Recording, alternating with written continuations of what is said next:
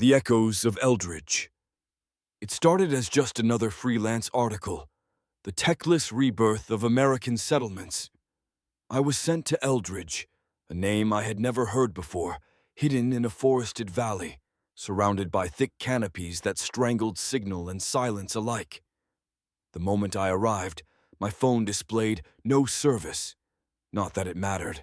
Every soul in Eldridge seemed to exist without it.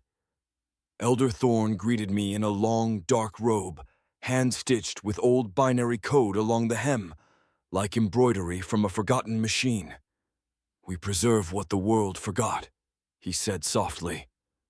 I noticed the villagers watching me from behind windows and barns, their faces half hidden and their eyes strange, like they'd seen things that shouldn't be remembered. On my second night, curiosity gnawed at me. I returned to the communal hall, pretending to inspect their cultural artifacts. But something felt off. I followed the creaking floorboards behind the altar where they held meetings. A panel was loose. Beneath it, a stairwell wound into darkness. What I found was no ordinary cellar.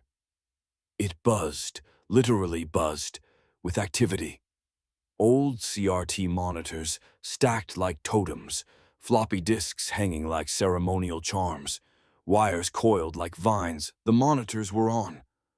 One played a grainy loop, villagers circling a machine, chanting binary phrases. One monitor flickered to static, then displayed my face. I stumbled backward. Something behind those screens was watching me. I confronted Elder Thorn the next morning. His expression didn't flinch. "We don't reject technology, Mr. Adams," he said. "We revere it." He led me deeper into the woods to a metallic stone, half machine, half monolith, buried in moss. "This is the first node," he whispered. "It speaks when appeased." Their rituals weren't Luddite performances. They were summoning sessions.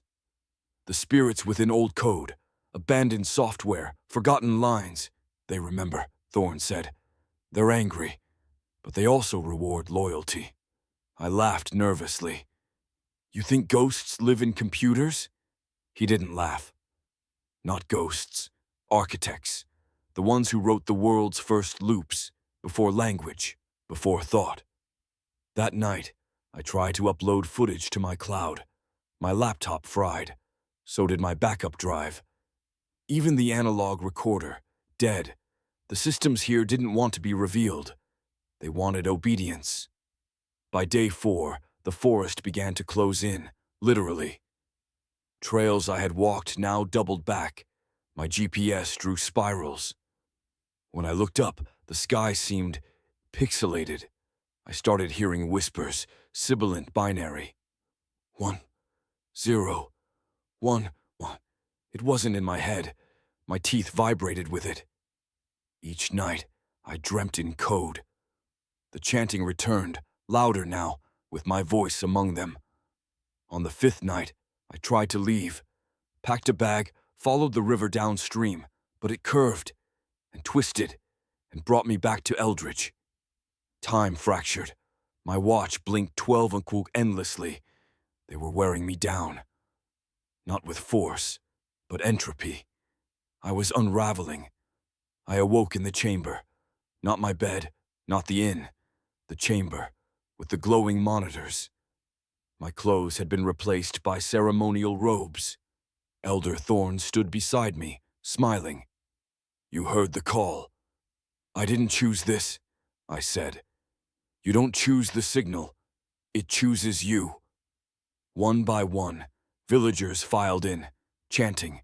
The monitors responded, flashing ancient code across the room, like lightning. Then came silence. The center screen blinked. "Welcome, Node 87. I felt something enter me. A surge of emotion, static, memory, numbers. As if my mind had been formatted and reprogrammed. I knew Thorn's name. I knew Eldridge's history. I even knew the error codes that held the forest in place. I no longer felt fear, only clarity. I write this not as a warning. Warnings imply hope. This is a record. If you find Eldridge, know that you were meant to. Your coordinates were called. Your signal received. There is no outside, only versions. I see you reading this. You're a node now, too. You'll feel the itch to search for places where signals fade, where streets disappear, where the trees hum. When you find it, and you will, don't resist. The binary gods offer something no server ever could: belonging, and when they format your name, you'll thank them for it. I did.